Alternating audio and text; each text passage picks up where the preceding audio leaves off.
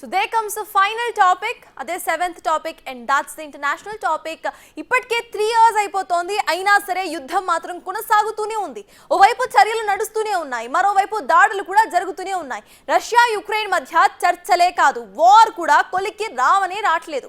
Latest గా Kyiv పై Russia జరిపిన దాడితో Ukraine ఉలిక్కిపడింది. ఏకంగా 367 డ్రోన్స్ మిసైల్స్ తో పుతిన్ ఆర్మీ విరుచుకుపడితే ఆ విధ్వంసం అసలు ఎలా ఉంటుందో ప్రపంచం మొత్తం కూడా కళ్ళారా చూసింది.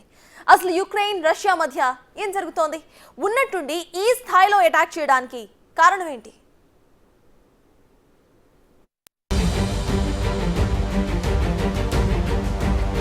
ఉక్రెయిన్ పై రష్యా భారీ ఎయిర్ స్ట్రైక్.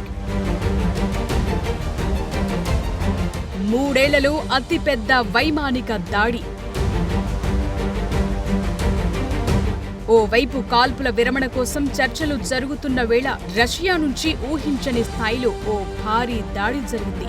ఉక్రెయిన్ రాజధాని కీవ్ సహా ఇతర ప్రాంతాలను టార్గెట్ చేస్తూ ఏకంగా 367 డ్రోన్లు, మిసైళ్లను ప్రయోగించింది రష్యా ఆర్మీ. 2 దేశాల మధ్య 3 ఏళ్లుగా జరుగుతున్న యుద్ధంలో రష్యా జరిపిన అతి పెద్ద దాడి ఇదేనని ఉక్రెయిన్ చెప్తోంది. 69 మిసైళ్లు, 298 డ్రోన్లను రష్యా ప్రయోగించింది. దాంతో ఉక్రెయిన్ రాజధాని కీవ్ బాంబుల మోతలతో దద్దరిల్లింది. రష్యా దాడిలో 12 మంది ప్రాణాలు కోల్పోయారు. ఇందులో 3 చిన్నారులు కూడా ఉన్నట్లు తెలుస్తోంది. 60 మందికి పైగా గాయపడ్డారు. 80 నివాస భవనాలు ధ్వంసమయ్యాయి. 27 చోట్ల అగ్ని ప్రమాదాలు సంభవించాయి. ఇరాన్ రూపొందించిన షాహిద్ డ్రోన్లను ఉక్రెయిన్ పై ప్రయోగించింది రష్యా. పుతిన్ సేనల దాడులకు భయపడి వేలాది మంది ఉక్రెయిన్ పౌరులు అండర్ గ్రౌండ్ మెట్రో స్టేషన్లోకి వెళ్లి తలదాచుకున్నారు.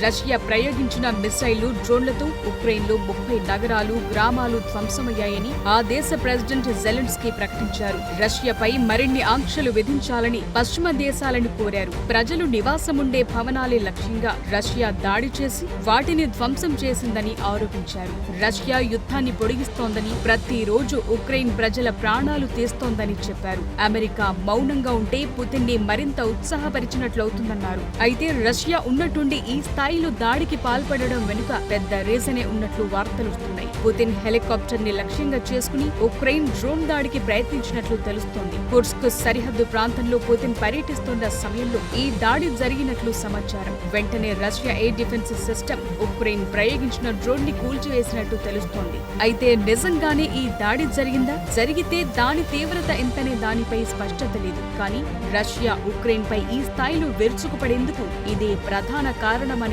చర్చ మాత్రం జరుగుతోంది. 2 దేశాల మధ్య యుద్ధం మొదలైనప్పటి నుంచి రష్యా తరచుగా ఉక్రెయిన్ నుంచి డ్రోన్ దాడులను ఎదుర్కొంటుంది. అలాంటిది ఇప్పుడు నేరుగా పుతిన్నే టార్గెట్ చేశారనే పరిస్థితులు రష్యా మరింత దూకుడుగా కీవ్ పై దాడులు చేసేందుకు కారణంగా కనిపిస్తోంది.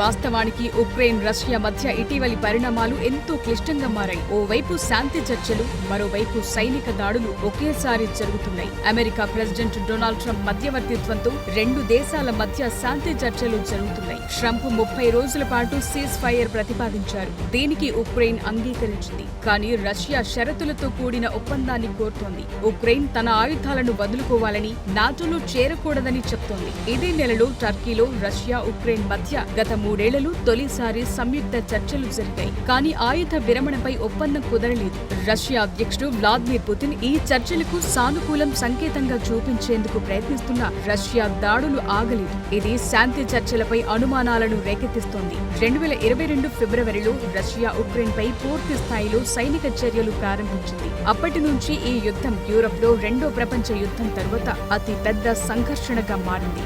రష్యా సుమారు 20% ఉక్రెయిన్ భూభాగాన్ని ఆక్రమించింది. ముఖ్యంగా ఉక్రెయిన్లోని ప్రధాన నగరాలను లక్ష్యంగా చేసుకుని రష్యా దాడులు చేస్తోంది. ఇది ఉక్రెయిన్ ని లొంగదీసుకునేందుకు, ఆ దేశ సైనిక సామర్థ్యాలను దెబ్బతీసేందుకు రష్యా అనుసరిస్తోన్న ఓ వ్యూహం కావచ్చనే విశ్లేషణలు కూడా ఉన్నాయి.